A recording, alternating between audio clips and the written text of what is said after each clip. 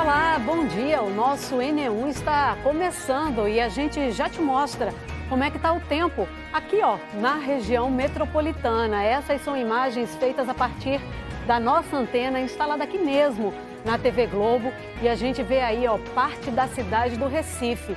E de acordo com a APAC, a Agência Pernambucana de Águas e Clima, esta segunda-feira é de céu parcialmente nublado, com chuva rápida, isolada e fraca. Nesta edição, vamos falar sobre a autorização do governo federal para que mulheres com mais de 18 anos comprem spray de pimenta para se protegerem. Tem reportagem e entrevista ao vivo para entender como e onde a venda pode ser feita e em que situações o spray de pimenta pode ser usado. As informações sobre o afogamento do menino de 7 anos em um parque aquático. O Olinda Via Parque está fechado temporariamente e a polícia investiga o caso que aconteceu nesse fim de semana. Policiais do Instituto de Criminalística estão no local neste momento. Hoje é o Dia Nacional de Prevenção de Acidentes de Trabalho. As medidas de segurança que protegem os trabalhadores são diferentes dependendo do local e das atividades.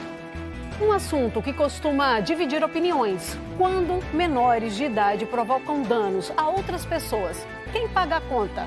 Até onde vai a responsabilidade dos pais e quando os menores podem responder pelo que fizeram? Vamos explicar como fazer a carteira digital de pessoa com deficiência que permite viajar de graça em ônibus intermunicipais. É uma alternativa para não ter que esperar pela emissão e pelo envio do cartão físico. Famílias transformam as fases de crescimento de bebês em fonte de renda. A necessidade de oferecer alimentação mais saudável para os filhos vira ideia para empreender. Saúde para os idosos também. Em Camaragibe, um novo espaço de convivência contribui para o bem-estar de quem tem mais de 60 anos. E a nossa homenagem a quem é vovô e a quem é vovó. Aqueles que representam carinho, exemplo e são mais que presença nas famílias. Maristela Nise está de férias e eu te faço companhia aqui nesses próximos dias.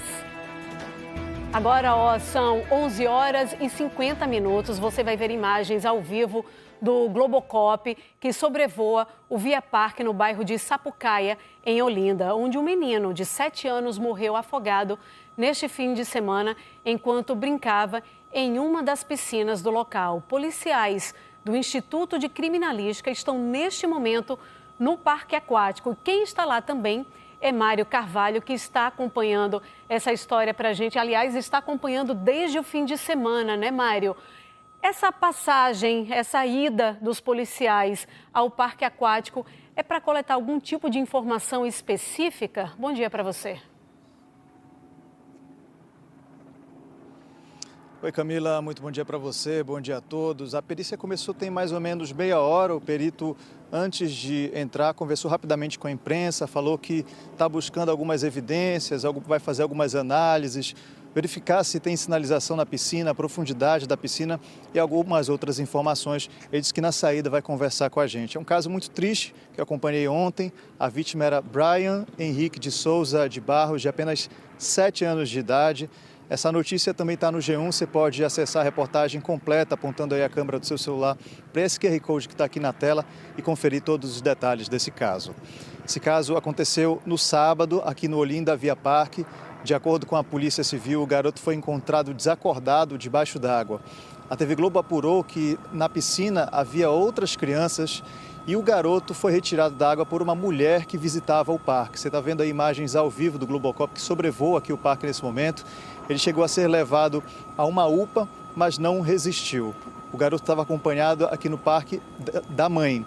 A família questiona a falta de placas que sinalizassem a profundidade da piscina. Esse seria aquele tipo de piscina que vai ficando mais funda conforme a pessoa vai andando. Testemunhas ouvidas pela nossa produção disseram que os guarda-vidas não estariam prestando atenção na piscina na hora em que tudo aconteceu. A Polícia Civil já está investigando esse caso, uma perícia está sendo feita aqui para chegar a uma conclusão sobre os responsáveis, sobre isso tudo que aconteceu. Ontem a nossa equipe acompanhou o velório do garoto, foi uma cerimônia muito emocionante, o local estava lotado de parentes e amigos para fazer aí essa última homenagem a Brian Henrique. A gente preparou uma reportagem contando mais sobre esse caso, os detalhes sobre esse caso, também mostrando essa última homenagem ao garoto de 7 anos. Vamos assistir na reportagem. O parque amanheceu domingo com os portões fechados. Não houve movimento no local ao longo do dia. Na tarde do sábado, o menino de 7 anos morreu após se afogar em uma piscina do Parque Aquático Olinda Via Parque, no bairro de Sapucaia, em Olinda. A vítima era Brian Henrique de Souza de Barros. De acordo com a Polícia Civil, ele foi encontrado desacordado na piscina e foi retirado da água por uma mulher que visitava o parque. Ele recebeu os primeiros socorros e foi levado para uma unidade de pronto atendimento, mas não resistiu. Testemunhas relatam que havia salva-vidas no local, mas que eles não estariam observando a piscina no momento do acidente. A família também afirma que após a equipe de guarda-vidas ser acionada, uma profissional foi ao local para prestar socorro. Segundo os familiares, quando ela chegou, o menino já não aparentava ter sinais de vida. Em nota, o Olinda Via Parque informou que decidiu fechar temporariamente as portas por decisão da direção do parque. Diz que prestou os primeiros socorros logo após o acidente e que a criança foi encaminhada com urgência para uma UPA, onde morreu. O parque também afirmou que está prestando apoio à família e manifestou solidariedade aos pais e familiares e disse que está colaborando integralmente com as autoridades para o esclarecimento dos fatos. O corpo do garoto foi velado em uma capela do cemitério de Santo Amaro ontem à tarde. Depois, parentes e amigos seguiram o cortejo ao jazigo. A Polícia Civil investiga as circunstâncias do afogamento e informou que registrou por meio da 7ª Delegacia Seccional de Olinda uma ocorrência de afogamento da criança de 7 anos encontrada desacordada dentro de uma piscina em um parque aquático e imediatamente socorrida, mas que não resistiu e foi a óbito em uma unidade de pronto atendimento. As diligências seguem até o esclarecimento do fato. Uma criança sorridente, era criada com a avó, criança animada, né, satisfeita. Brincava com a gente ali, a família toda unida. Graças a Deus, minha família está unida com a família do meu irmão. E eles estão muito abalados, né? Sem poder falar nada a respeito. Mas nós vamos investigar, porque eu vou negligência aí de alguém, né? E como tio, eu vou tentar investigar isso aí.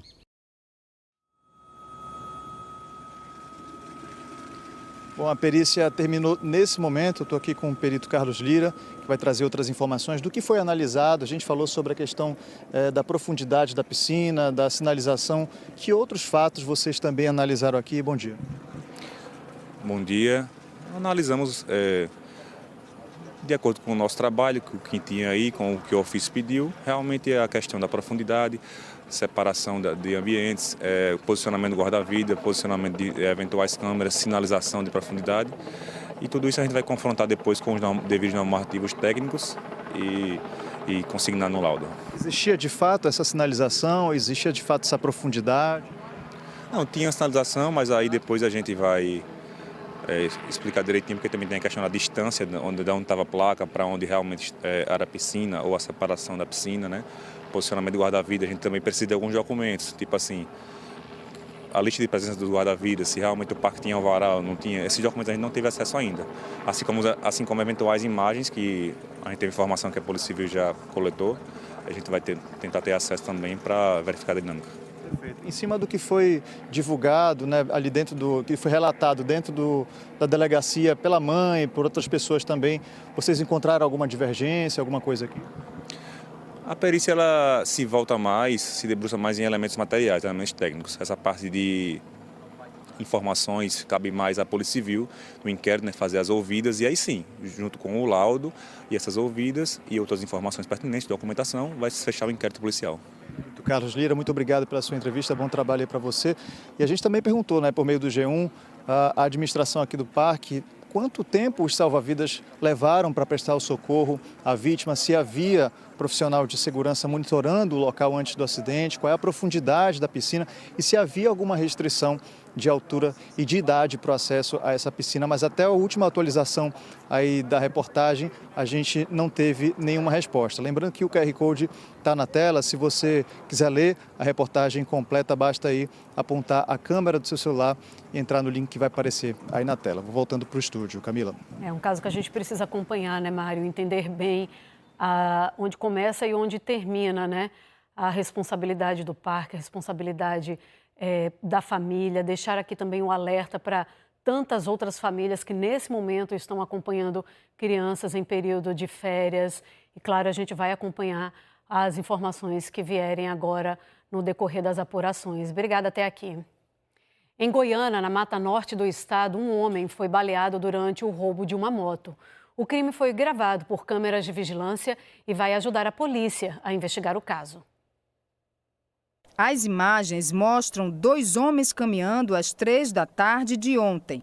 Eles veem uma moto estacionada e tentam dar partida. Um idoso de 76 anos aparece. É o avô do dono da moto, que tenta impedir o roubo. Os suspeitos atiram contra ele e o neto, e o idoso é atingido de raspão no pescoço. Outra câmera mostra que tinha crianças jogando bola no meio da rua no momento do crime. Todo mundo corre depois dos tiros e os bandidos fogem com a moto. A Polícia Civil está investigando a tentativa de latrocínio, que é o roubo seguido de morte, mas não informou o nome do idoso nem para onde ele foi socorrido. A gente segue agora com imagens do trânsito. Vamos de carona, então, com o nosso repórter cinematográfico Elvis Lopes, que está aí na Avenida Norte, pegando o viaduto que passa pela Agamenon Magalhães. Então, a gente está na região central, né, do Recife, bairro de Santo Amaro. A gente está vendo agora às 11 horas e 59 minutos. Trânsito bastante tranquilo aqui na capital pernambucana. Bora aproveitar e seguir com mais informações do trânsito. A gente vai colocar na tela agora a Avenida Agamenon Magalhães, ali no trecho do Paissandu. A gente vê aí o lado da direita, é o sentido de quem vai para Olinda, e no lado esquerdo, os motoristas que vão para a Zona Sul do Recife. Bem tranquilo agora também. Vamos ver como é que está a Zona Sul, na Avenida Domingos Ferreira. Olha aí, esse é o trecho do cruzamento com a Rua Bruno Veloso. Bem tranquilo aí também, a Domingos Ferreira, que tem um sentido único, né? Em direção a Jaboatão dos Guararapes. E por falar em sentido sul, vamos lá para a BR-101, no bairro de Prazeres, aí em Jaboatão dos Guararapes. Esse aí é o sentido cabo, hein? Bem tranquilo também o tráfego na BR-101 neste momento. Última semana de férias e os parques são opções de lazer para a criançada gastar energia, né? E o nosso repórter cinematográfico Ezequiel Quirino está no Parque da Cidade, em Prazeres, Jaboatão dos Guararapes. O espaço fica ao lado do Centro Cultural Miguel Arraes e do Terminal Integrado de Cajueiro Seco. Tem quadras esportivas, pista de Cooper, brinquedos infantis e tem também o parcão, né? Para levar o amigo de 4 patas para brincar também. Olha aí, tudo bem colorido, né? Daqui a pouquinho, quando o sol esfriar, dá para levar a meninada para aproveitar esses últimos dias de férias por lá. Hoje é o Dia Nacional de Prevenção de Acidentes de Trabalho. A data serve para conscientizar empregadores e empregados sobre a importância de um ambiente de trabalho seguro para todos. E a gente vai chamar agora, Tiffany Barbosa, para falar com a gente sobre esse assunto. Tiffany, muito boa tarde para você, porque essa é uma responsabilidade que precisa ser compartilhada, né? A da segurança no ambiente de trabalho. Então, responsabilidade de quem emprega e é responsabilidade também do próprio funcionário. Traz mais informação para a gente. Boa tarde. Oi, Camila, boa tarde para você, boa tarde a todos. Pois é, como você bem disse, uma responsabilidade compartilhada entre a empresa e também um trabalhador. A empresa está ali seguindo a legislação, fazer treinamentos com os funcionários, dar todas as normas e desse trabalhador também de seguir essas orientações, fazer o uso adequado dos EPIs, né? A gente vai conversar agora com o Diego Oliveira, que está aqui ao meu lado, é engenheiro de segurança do trabalho, e vai dar mais dicas também para a gente falar sobre esse tema muito importante. Diego, quais são os tipos de acidentes de trabalho mais comuns? Boa tarde Camila. Os acidentes mais comuns que acontecem nos segmentos é a área da construção civil, ela lidera o ranking de acidente, a área da indústria, a área de os segmentos de empresa de transporte e o varejo. Esses são os segmentos que vêm com a crescente em relação ao acidente de trabalho. quais são esses acidentes, quais são as situações que mais costumam acontecer ali, Diego? Na área de construção civil, os maiores acidentes ele envolve tanto a área em trabalho em altura, é aquela atividade com mais de 2 metros de altura, onde o colaborador muitas vezes ele negligencia com a sua segurança, onde em algumas situações também a empresa fornece o EPI ou a empresa pode negligenciar e coloca o colaborador exposto a um risco sem controlar esse risco, é quando acontece o acidente. E a área também com atividades elétricas. Então é você expor um colaborador a uma atividade que pode sim oferecer risco e ocasionar um acidente de trabalho. Diego, o Brasil registra muitos casos de acidentes de trabalho?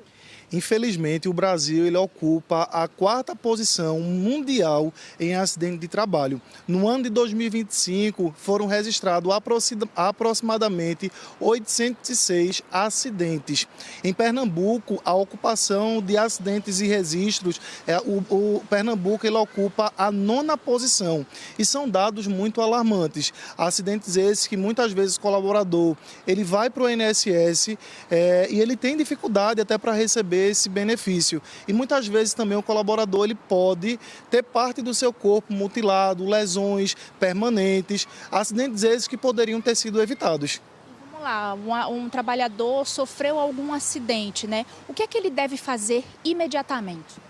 Imediatamente ele precisa informar a empresa. Aconteceu um acidente, de imediato o colaborador precisa informar a empresa sobre aquele acidente e a empresa precisa emitir a CAT, Comunicação de Acidente de Trabalho, no período de 24 horas. É essa documentação que garante os benefícios do empregado. Exemplo, ter acesso e gozar do benefício do INSS.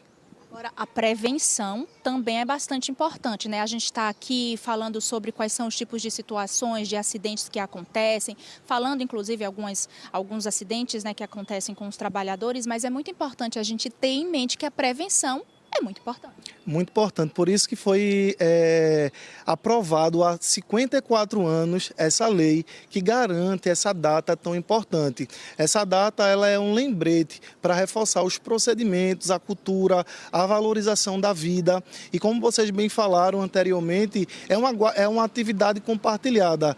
Tanto a empresa ela tem os seus deveres, garantir treinamento, orientação, conscientização, cultura, mas também o colaborador, zelar pela integridade e uso correto do EPI.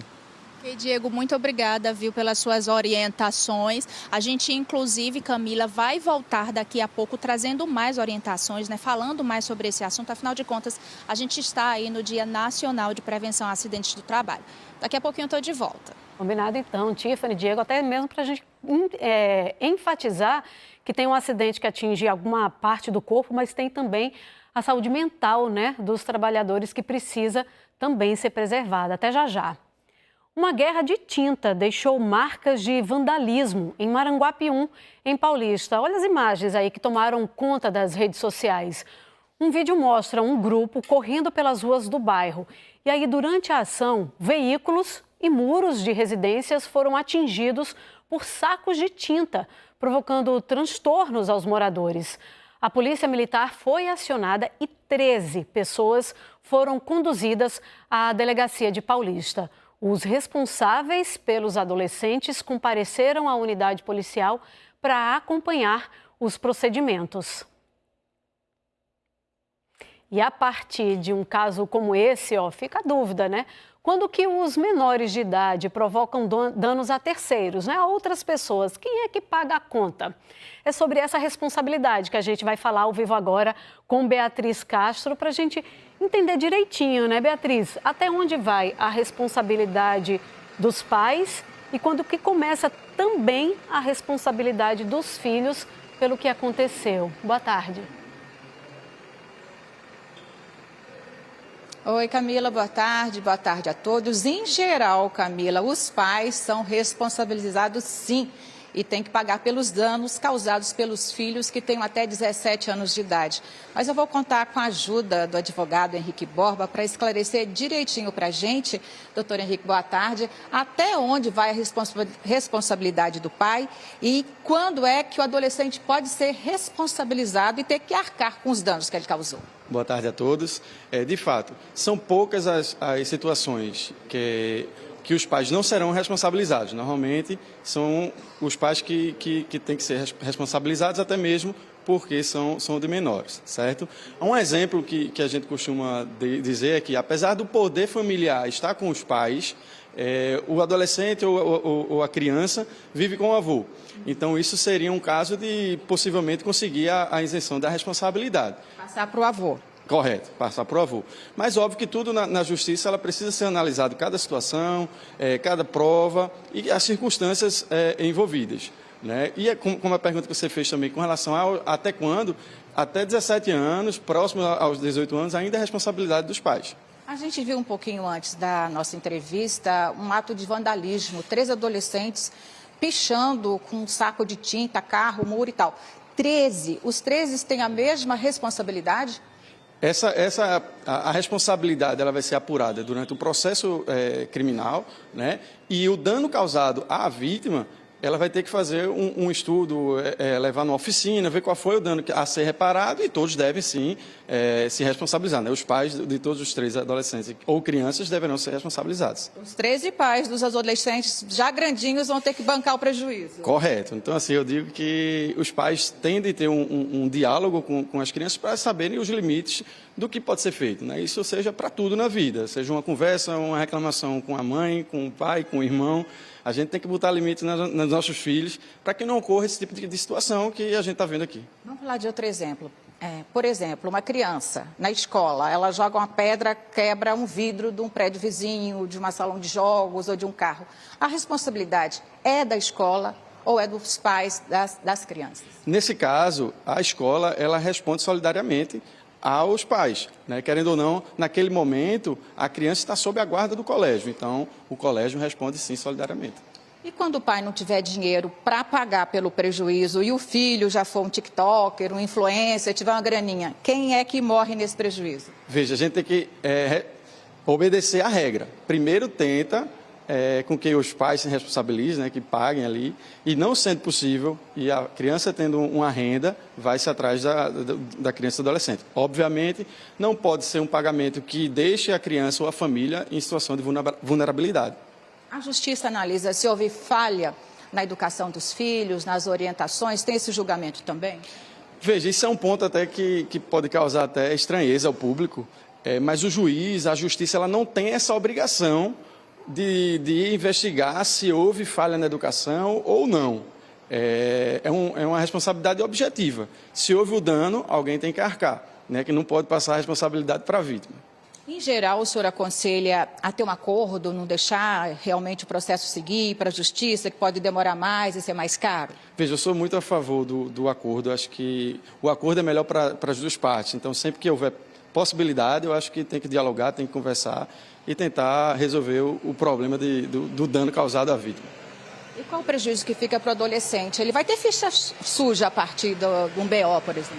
Dependendo do resultado, sim, da punibilidade que foi apurado no processo criminal, sim, vai ficar. Né? E não só isso, mas os traumas que podem causar às crianças, né? Os adolescentes, também a família. Né? Toda ação tem uma consequência. Então, a gente tem que, mais uma vez falando aí, a gente tem que conversar muito com os nossos filhos, com as nossas esposas, e passar essa questão. Né? Temos que deixar os limites bem esclarecidos. Obrigada, doutor Henrique. A gente volta ao estúdio. Camila, bem-vinda de volta das férias, amiga. Obrigada, Beatriz. Fica aqui tomando conta da casinha, como a gente gosta de falar, até Beatriz voltar. Obrigada a você, obrigada ao nosso advogado entrevistado também. O Partido Democrata realizou ontem a convenção estadual. Foi no Hotel Jangadeiro, no bairro de Boa Viagem, no Recife. O Democrata confirmou a candidatura de Jeremias Cosmo, conhecido por Professor Jeremias, ao governo do estado e lançou Gilvan Costa para o Senado. E a seguir, pessoas com deficiência que querem fazer viagens intermunicipais de ônibus gratuitamente podem ter acesso ao benefício com uma carteira digital. A gente explica como conseguir a sua. E uma nova lei sancionada pelo governo na última sexta-feira liberou a venda e a posse de aerosóis de extratos vegetais, como spray de pimenta, para mulheres maiores de 18 anos, como medida de defesa pessoal. As regras você confere já já. E ainda, ontem foi o Dia dos Avós, uma data cheia de amor, de carinho.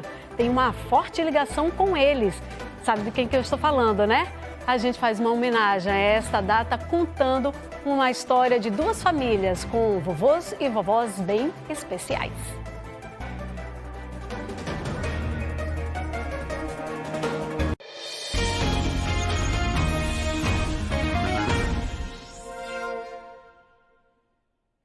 Enem de volta, 12h17. Pessoas com deficiência que querem fazer viagens intermunicipais de ônibus gratuitamente agora podem ter acesso ao benefício com uma carteira digital. Novidade que pretende dar mais autonomia para os beneficiários. E quem conta os detalhes para a gente é Bruno Fontes. E para você ver, né, como esse documento é importante e de alguma forma traz liberdade e autonomia para essas pessoas. É por isso que nós estamos aqui nesse terminal intermunicipal aqui da Avenida Dantas Barreto com o secretário executivo de promoção dos direitos das pessoas com deficiência. A carteirinha digital começou a ser emitida há aproximadamente 15 dias.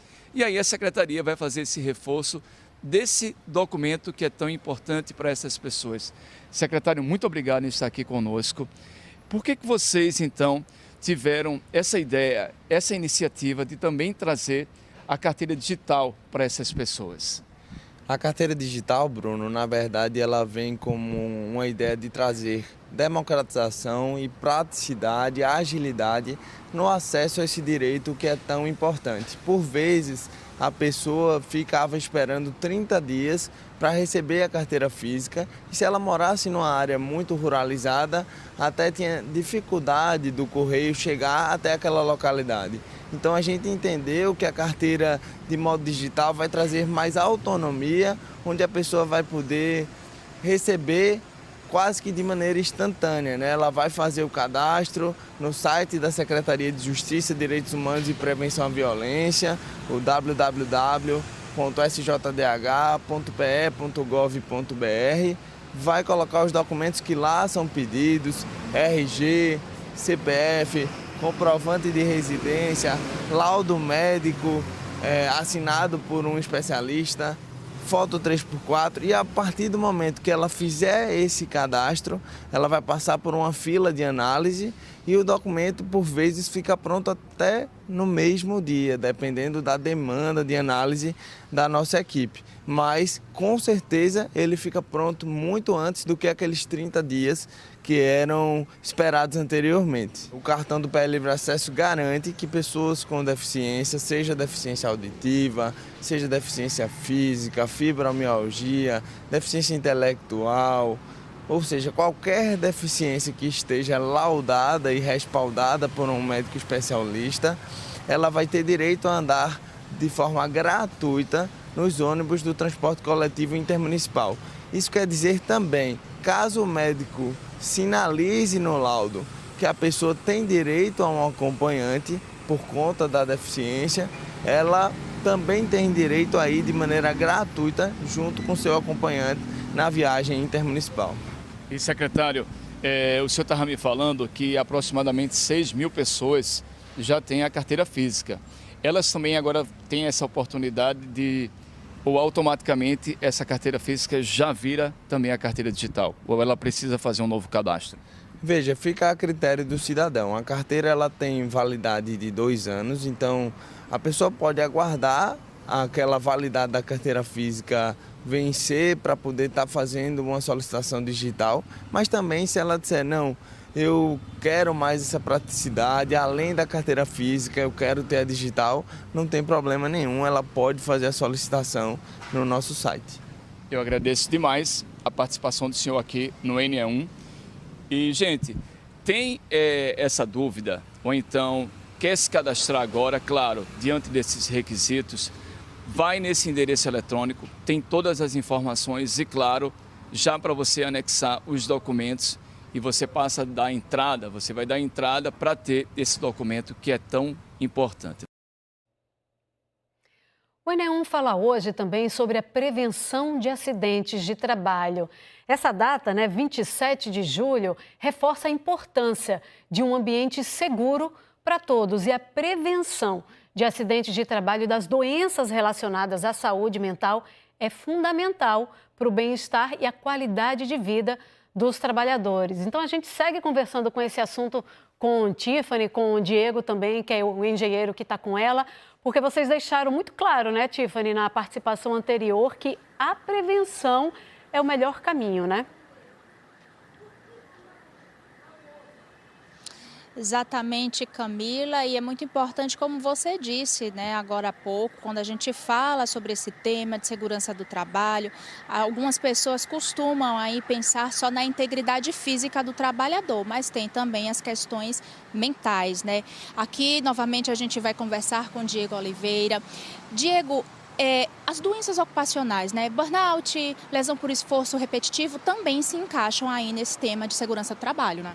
Correto. As empresas elas precisam monitorar não só a segurança do trabalho, mas a saúde dos seus funcionários. Com a questão da LE, DORT, movimento repetitivo, mas hoje a questão das doenças mentais, burnout, isso é importante as empresas ficarem atentas. E agora, com todas as atualizações das normas, é preciso sim as empresas monitorar e entregar o colaborador saudável ao seu ambiente de casa, para ele realmente ter compartilhar de uma vida saudável. Diego, quando a gente fala sobre esse tema, né, das doenças ocupacionais, tem aí a NR1 e a CIPA. O que são? A NR1, ela vem com a atualização, entre eles, a questão do risco psicossocial. É as empresas garantir um ambiente saudável e gerir esses riscos. A CIPA-A, Comissão Interna de Prevenção de Acidente e Assédio Moral e Sexual. As empresas precisam monitorar para verificar se o ambiente está sendo tóxico, o ambiente de difícil convivência com sua liderança. Então é importante as empresas administrar e também ter um canal de denúncia, onde o colaborador ele se sinta seguro e confortável para relatar o que é o ambiente tóxico ou se algo está fora do padrão. E se um trabalhador, se um funcionário se sentir lesado, o que é que ele deve fazer? Além do canal de denúncia, que é interno da empresa, se ele não se sentir confortável, ele pode fazer uma denúncia no Ministério Público do Trabalho. Essa denúncia é uma denúncia anônima, onde o colaborador vai relatar tudo o que está acontecendo e o órgão fiscalizador vai até aquela unidade para poder apurar aqueles fatos. Diego, mais uma vez a gente reforça a necessidade e importância da prevenção. A prevenção de segurança do trabalho é importante, não só no dia de hoje, mas todos os dias do ano. E aí, novamente, é importante a empresa devolver esse colaborador de forma segura e saudável. Ok, Diego, muito obrigada, pela sua participação, trazendo muitas orientações, né, Camila, aqui para a gente. A gente conseguiu conversar bem sobre esse tema, falamos sobre legislação, sobre os dados, falamos da importância de seguir essas orientações, né, e também da prevenção, e principalmente agora de como o trabalhador se sente lesado, o que é que ele deve fazer? Formalizar a denúncia. Eu volto com você no estúdio. E vai estar tudo já rapidinho disponível lá no Globoplay também para as pessoas poderem compartilhar. Tiffany, Diego, muito obrigada, tá? Uma denúncia de som alto terminou de forma trágica em Tracunhaém, na zona da Mata Norte de Pernambuco. Um homem de 66 anos morreu e o filho dele, de 31, ficou ferido após uma abordagem da Polícia Militar no sábado. E esse assunto está no G1 Pernambuco, nosso portal de notícias. Segundo a PM, policiais foram acionados porque moradores reclamavam do som alto de um carro. A PM informou que durante a abordagem, o homem de 31 anos teria reagido e tentado tomar a arma de um policial. E ainda de acordo com a versão da Polícia Militar, o pai dele avançou contra os agentes com uma faca. E na confusão, os dois foram baleados e levados para uma unidade de saúde. O homem mais velho não resistiu aos ferimentos. Já o filho foi preso em flagrante e permanece sob custódia hospitalar. O que aconteceu exatamente durante essa abordagem, quais os crimes que estão sendo investigados e o que dizem a Polícia Civil e a Corregedoria da Secretaria de Defesa Social são informações que você confere na reportagem completinha que está lá no G1 Pernambuco. Uma nova lei sancionada pelo governo na última sexta-feira liberou a venda e a posse de aerosóis de extratos vegetais, como spray de pimenta, para mulheres que têm mais de 18 anos, como uma medida de defesa pessoal. Mas apesar de ser um instrumento de proteção, o uso inadequado pode trazer riscos para a própria vítima e para quem estiver por perto. E Beatriz Castro vai conversar com a gente sobre esse assunto e vai comentar com a gente também quais são os cuidados necessários, né? Estando com esse spray junto, o cuidado para que ele não seja usado indevidamente, nenhuma outra pessoa pegue, principalmente criança, né, Beatriz? É isso, Camila, o perigo existe sim. Eu estava aqui tendo uma aula sobre os cuidados com spray e eu vou deixar quem entende falar isso para a gente, que gentilmente está aqui o 2º Sargento Bruno Oliveira, ele que é instrutor de instrumentos de menor potencial ofensivo, mas o spray não é tão inofensivo assim, né? Boa tarde, Sargento. Que cuidados a gente deve ter para usar o spray de pimenta? Boa tarde. O spray de pimenta ele é um equipamento de menor potencial ofensivo, né? À base de pimenta. Capsaicina ela é extraída das pimentas do gênero Capsicum e é feito o agente químico para a utilização. Então, os efeitos no corpo humano é de irritação nos olhos, forte lacrimejamento, ardência na pele. O trato respiratório ele também vai ser afetado, dá travamento de glote, tosses. Então, fica sem respirar, a pessoa fica imobilizada mesmo. O sufocamento, né? Ele causa uma debilitação temporária no agressor. Mostra pra gente o spray e os cuidados que a gente deve ter. O spray ele deve ser apontado, né, na face do agressor, mas eu tenho que ter 1 metro de distância do equipamento para a face do agressor. Não pode encostar no agressor, senão ele vem e toma da mão da mulher. E também ele tem uma pressão. Então, essa pressão, se ela pegar nos olhos, pode causar deslocamento de retina. Tá bom? Então, tem que ter uma distância de segurança e também para a vítima ficar distante do agressor, para o agressor não agarrá-la, não tentar tomar o equipamento. O jato, ele não deve ser prolongado? Quanto tempo a gente deve apertar o jato? O jato ele deve ser de meio a 1 segundo. Então, é um jato rápido. Eu não posso apertar e gastar todo o equipamento de uma única vez. Eu também tenho que atentar ao local que eu vou fazer a utilização, né? A vítima ela tem que estar a favor do vento para que o agente químico, o spray, ele não venha em direção a ela e ela fique contaminada e ela venha a ficar debilitada, vai ficar mais vulnerável. Então, também não efetuar essa utilização em transporte público muito lotado, um metrô, um ônibus, porque vão ter outras pessoas que... Acaba contaminando todo mundo ao redor, né? Isso, vai contaminar todas as pessoas e vai causar um pânico naquele coletivo que vai estar em movimento. Pode contaminar também o motorista, o condutor. Então, são várias as ações que devem ser observadas. O uso deve ser responsável e moderado. Tá bom? Então, em casa, ter cuidado, deixar longe do alcance das crianças, não utilizar para brincadeiras em locais de trabalho, também em residência, só utilizar realmente se estiver sofrendo uma injusta agressão. O senhor estava me dizendo que o efeito é temporário, então a vítima ela tem que dar o jato de pimenta e correr, buscar ajuda, buscar socorro. Isso, o efeito ele é temporário e reversível. Certo? Então, ele vai ser reversível. A vítima tem que fazer o uso e pedir ajuda. Ela vai fazer a utilização, contamina o agressor, debilita ele e ela vai correr para pedir ajuda, polícia militar, ligar para o 190, procurar um local que ela esteja segura daquele agressor. É uma emergência mesmo, só para o primeiro momento. Isso. Como falei, tem que ser usado com responsabilidade, com moderação, avaliar o cenário e usar ele como uma janela de oportunidade para cessar aquela injusta agressão. Obrigada pelas informações. É bom saber que a gente pode contar com mais um aliado contra os agressores, né, Camila? Agora é esperar a regulamentação e aprender a usar com responsabilidade. É um instrumento que já vem sendo usado em outros estados aqui no país. Muito obrigada, tá? E a procura pelo spray de pimenta já é grande em lojas especializadas. Pequeno, fácil de carregar e agora liberado para compra por mulheres. O spray de pimenta passa a fazer parte da lista de itens que muitas delas consideram importante para reforçar a segurança no dia a dia.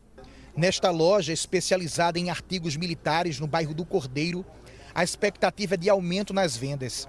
Segundo o gerente, há pelo menos 3 meses, quando a lei já era discutida no Congresso, a empresa recebe ligações de mulheres interessadas no produto.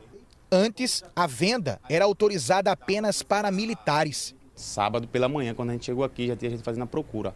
Porém, tem toda uma diretriz para você obter esse material. Você tem que ter um comprovante de residência fixa, documentação com foto. Além disso, você tem que trazer seus antecedentes criminais para a gente poder gerar um cadastro em loja para a gente poder efetuar a venda. O spray de pimenta é um agente químico. Quando acionado, provoca ardência nos olhos e na pele, lacrimejamento, tosse e dificuldade para respirar. Em ambientes fechados, os efeitos podem ser mais intensos, principalmente para pessoas com asma ou outros problemas respiratórios. Esse modelo em formato de chaveiro é prático para levar na bolsa. O preço do spray de 20 ml custa em média R$ 60. A orientação é que o spray de pimenta não seja encarado como a solução para a violência contra a mulher, mas como um recurso de autodefesa dentro dos limites previstos em lei. O spray é de uso pessoal intransferível. Isso significa que não pode ser emprestado para a filha, para uma amiga ou ficar na bolsa de outra pessoa. O produto é rastreável, o que pode indicar a origem da compra.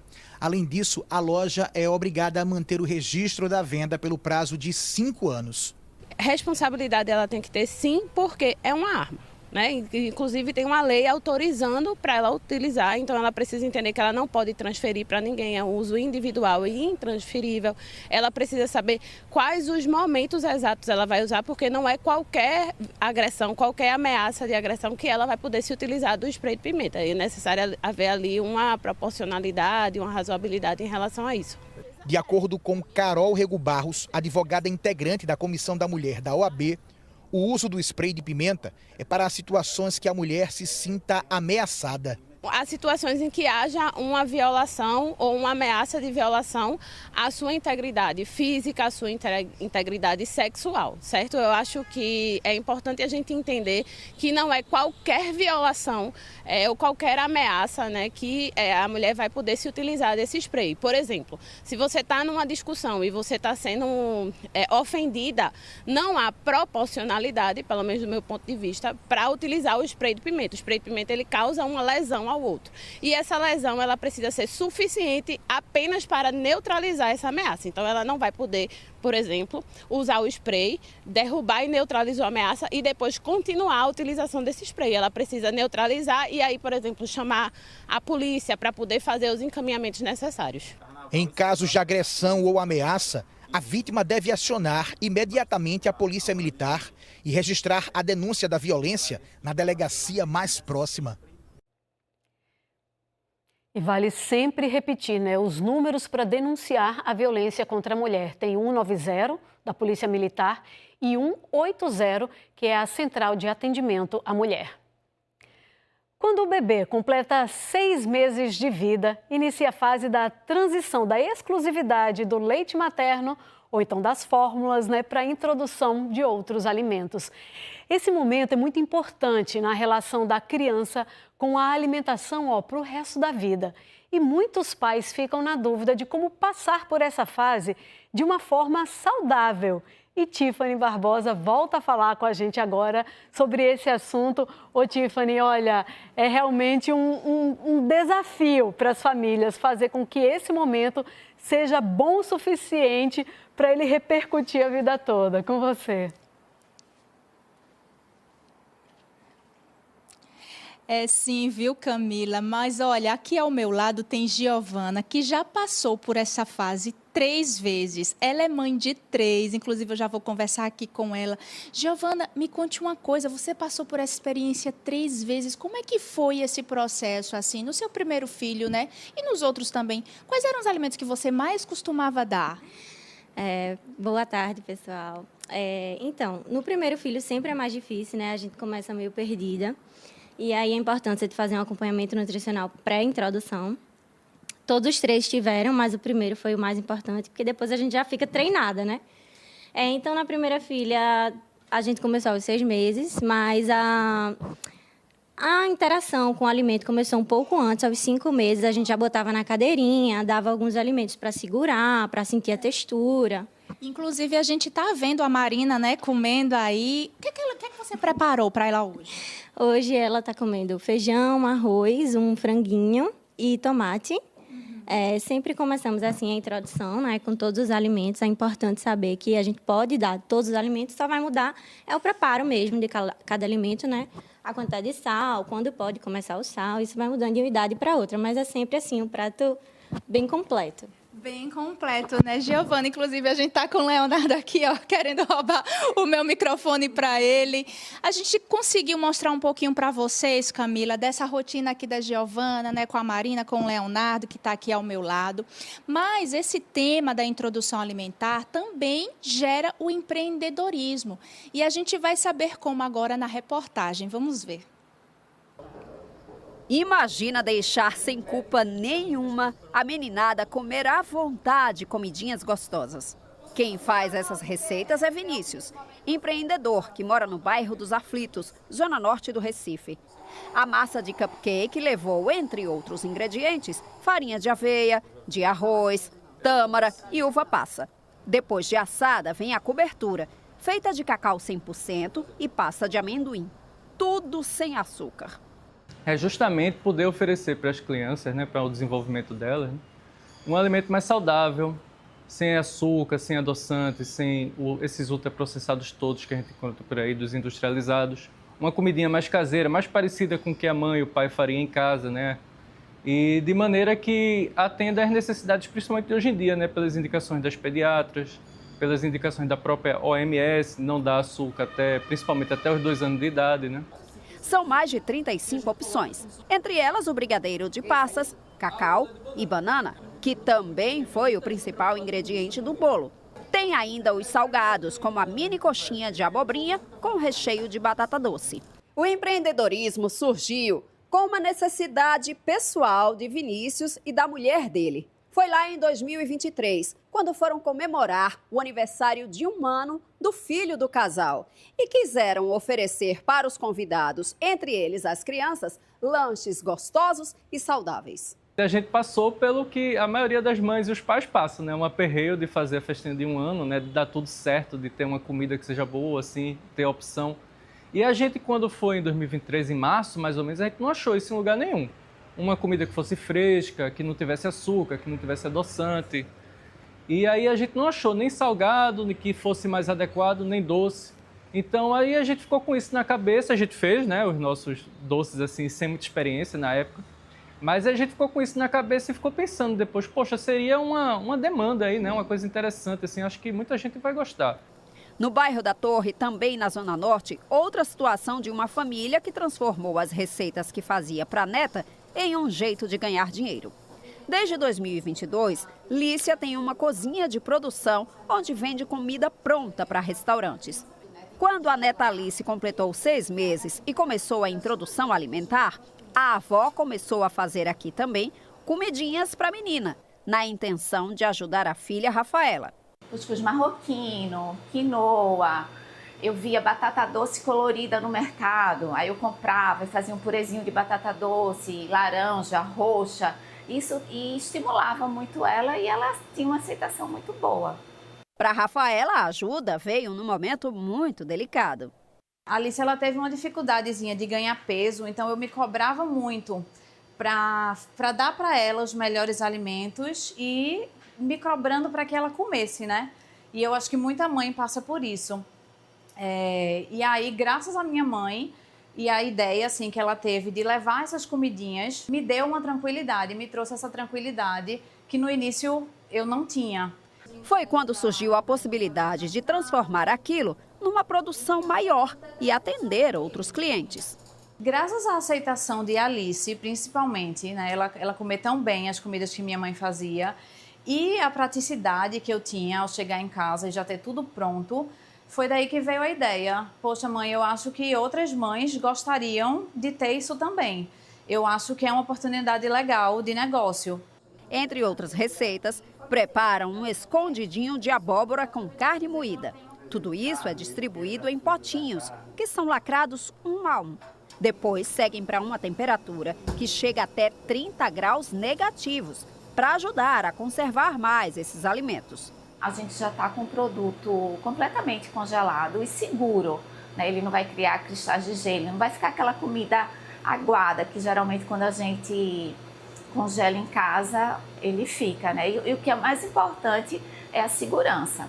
Poder usar aquilo que deu certo com a neta para empreender mais é muito satisfatório. É uma missão super importante, né? Porque cada vez mais a gente vê e entende e sente o poder do alimento. Traz muita alegria você saber que você está ali no início da alimentação de uma criança. Eu estou podendo proporcionar um alimento saudável, seguro e saboroso, porque eu acho que é muito importante a questão do sabor da comida. E aí realmente eu busco bastante teste, estudos, tudinho para chegar no alimento que a criança goste, né? Porque realmente é muito difícil a introdução alimentar.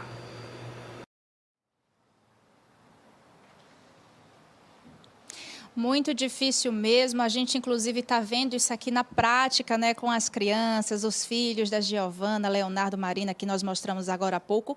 E aqui ao meu lado está uma nutricionista, a Bruna, que vai falar para a gente mais sobre esse assunto. Bruna, quais são os alimentos, né, corretos para a gente dar? Começa-se muito com frutas e com legumes, não é isso? Isso é um grande mito que a gente ouviu por muito tempo. A gente pode começar com todos os alimentos. Não tem problema. Feito o Gil falou, a gente tem que ter um jeito certo de cortar, de preparar, de temperar esses alimentos, tá? A gente não necessariamente precisa passar muito tempo com a mesma fruta, com o mesmo legume. Ele pode começar com as carnes, com os peixes, com o frango, porque isso tudo é uma coisa que ele vai ter que aprender a comer. Então, a gente pode ir introduzindo todos os dias na refeição. Inclusive aqui, ó, no pratinho do Leonardo, por exemplo, o que é que tem? A gente tem o arroz e o feijão já na consistência normal, porque como o Léo já tem 9 meses, ele já tem o reflexo de pinça, que é quando o bebê faz o movimento de pinça com o dedo indicador e o polegar. Então, ele já está seguro para comer ele na consistência normal. Agora, a gente está vendo agora, ó, a Giovana, a mãe dele, dando água para ele. Pode fazer isso durante a alimentação? Pode sim. Ó, e ele tossiu, então ele não está engasgado, tá? Se ele tosse é porque ele está normal sem estar com engasgo, porque quando a gente tem engasgo, a gente não tem tosse. Então, no momento da refeição, ele pode sim beber água, porque ele, às vezes, pode fingir que está satisfeito, mas, às vezes, é só sede. Agora, Bruna, se a criança rejeitar algum tipo de alimento, o que é que deve ser feito? É muito importante também a gente respeitar o tempo dela? Sim, ele precisa mostrar os sinais de saciedade e a gente tem que entender que isso tudo acontece com o momento. A gente viu também ali a Marina, ó, que estava comendo, já estava almoçando. Como é que vocês prepararam o prato dela, Bruna? A gente preparou como ela já tem na rotina dela, com a carne, que é o frango, né, no momento, com arroz, com a tomate, com o feijão e o arroz. Tem algum alimento que deve ser evitado? Não, na Marina, como ela já tem mais de 2 anos, né, ela já está liberada para comer todos os alimentos. Claro que, assim, os alimentos ultraprocessados têm que ser dados com controle, né? Porque a gente sabe que hoje em dia a gente tem muito nas escolas, né? Com os amigos, então isso tudo tem que ser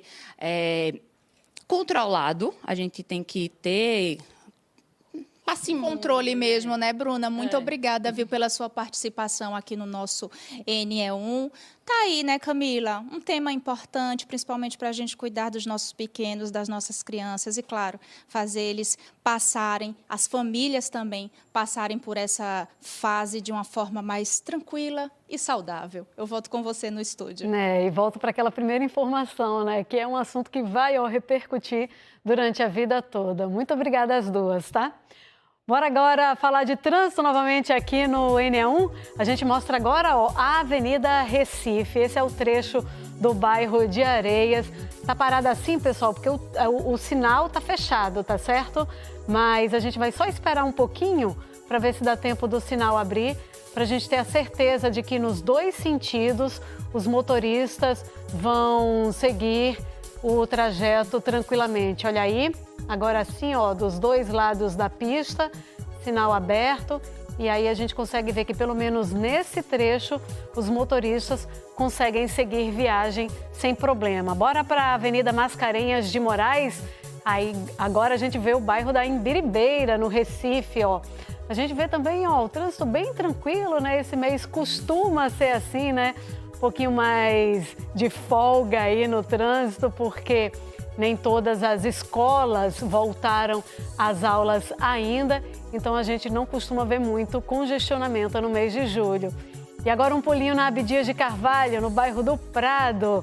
Olha, agora também o sinal está fechado, a gente consegue ver ali pelo aquele cantinho, tem até um carro que parou errado, né? Ali em cima da faixa de pedestre. Vamos dar um tempinho para a gente ver o sinal abrir e, de fato, a gente ter aí a confirmação de que nos dois sentidos os motoristas conseguem passar. Agora sim, já consigo ver a movimentação por um dos lados. Agora, nesse lado de cá, eu só vi um carro passando. Não sei se porque está com pouco movimento ou se está com alguma intercorrência. Mas, a gente registra aí para vocês como é que está a movimentação no trânsito na capital pernambucana. Agora, 12h47.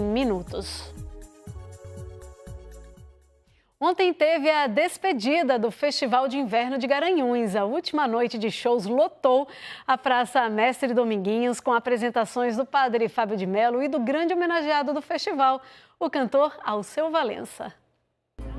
O palco principal virou ponto de encontro para momentos de fé e reflexão com o padre Fábio de Mello, que levou o espetáculo Beijo que Vós me Nordestes para o público pernambucano. Só deixo meu cariri no último baldear. Foi uma experiência linda, cantar com o povo, a tradição nordestina, os sentimentos nordestinos, a fé que move esse povo. A emoção também tomou conta na hora de celebrar quem faz parte da história da nossa música. Grande homenageado desta edição do FIG, Alceu Valença transformou a praça em um grande coro com seus maiores clássicos.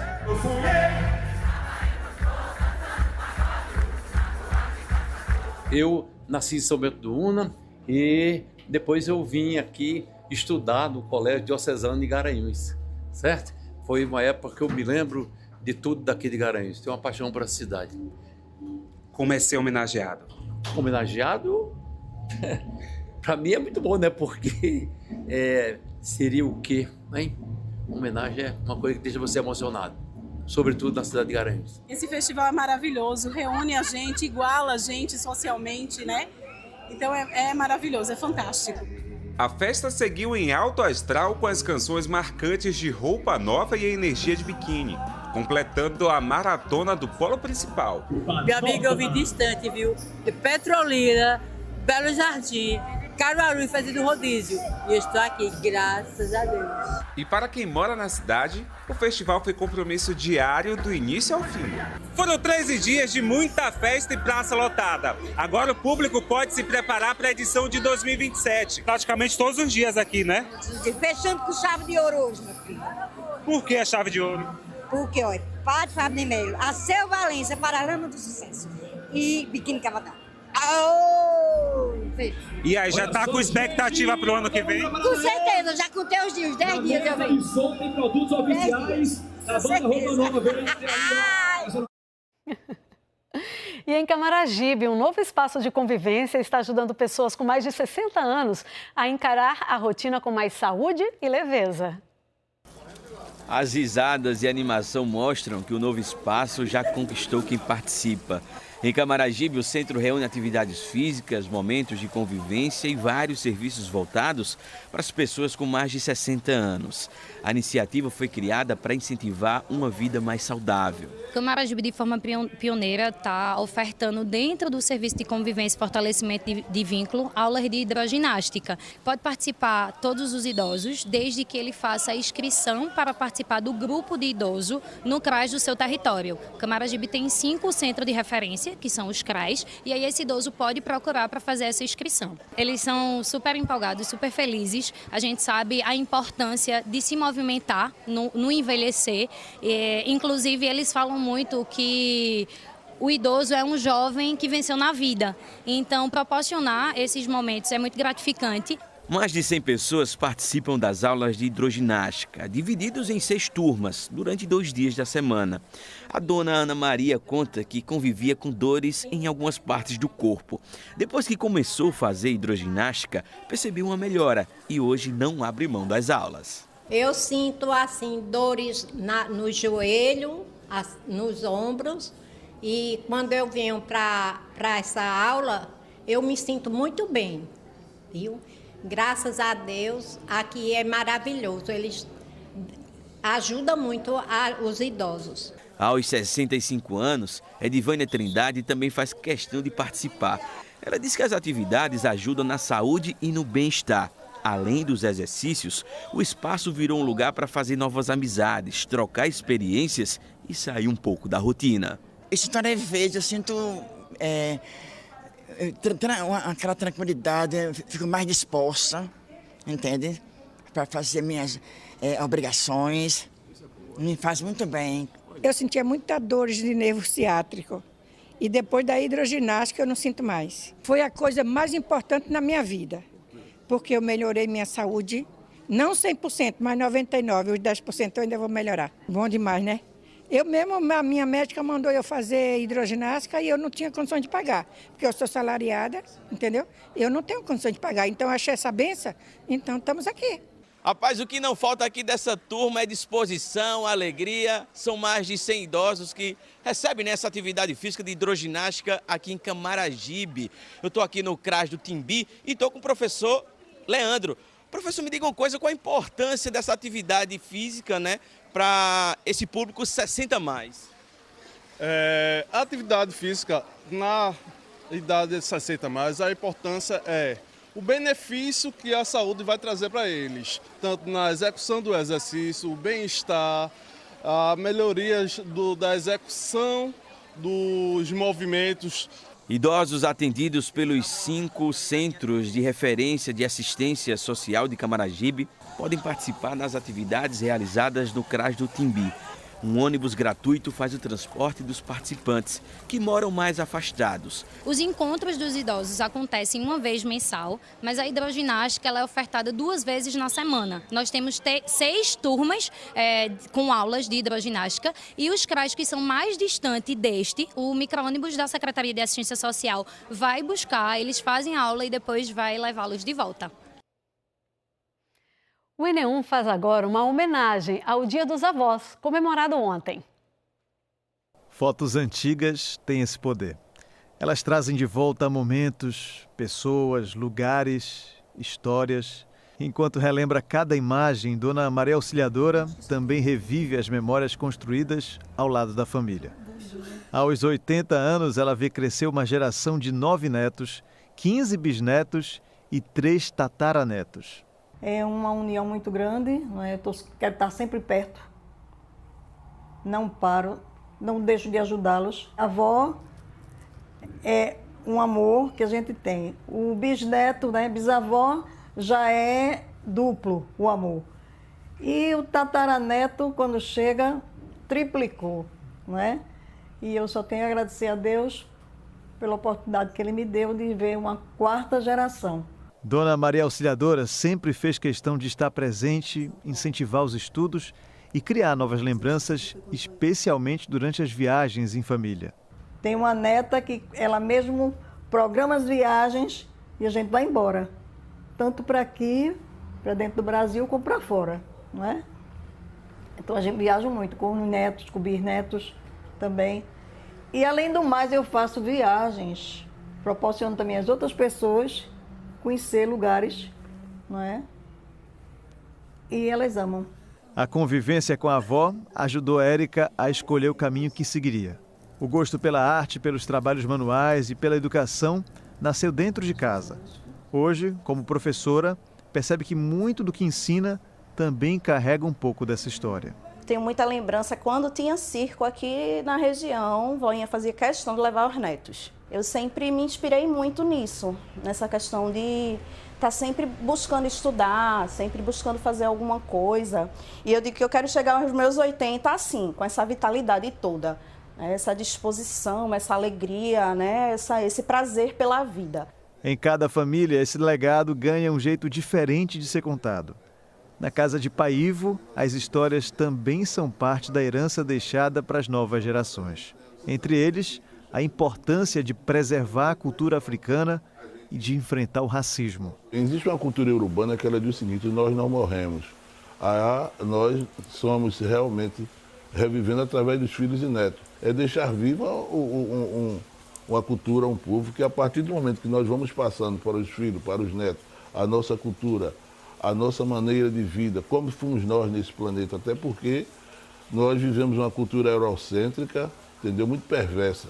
Eu estou cada vez mais revivendo, não, como é que se diz? Ressuscitando os nossos antepassados através deles. Os netos cresceram ouvindo essas histórias. Muitas vezes as conversas duram horas. Mais do que contar o passado, Pai Ivo procura mostrar como essa história continua presente no dia a dia de cada um. O que a gente ganha dele é a experiência, é a vivência, é a doutrina, tanto como na religião também, como a doutrina pessoal. Está carregando essa ancestralidade, está carregando o nome que a mãe dele fez, que no caso é a nossa bisavó, que é a mãe Bill, que também está vindo lá de trás com várias batalhas que ele carregou e está passando para a gente de uma forma mais leve. Quem acompanha essa relação de perto percebe como os ensinamentos são incorporados à rotina das novas gerações e como o exemplo de Pai Ivo continua inspirando filhos, netos e bisnetos. Meu avô é motivo de orgulho, meu avô é motivo de inteligência, meu avô é o meu tudo. Como ele disse, meu avô também, nas nossas vidas de netos, meu avô tem um papel muito grande de pai, meu avô tem um papel de acolhedor. Parabéns. Ótima tarde. Fique agora com o Globo Esporte e Diogo Marques.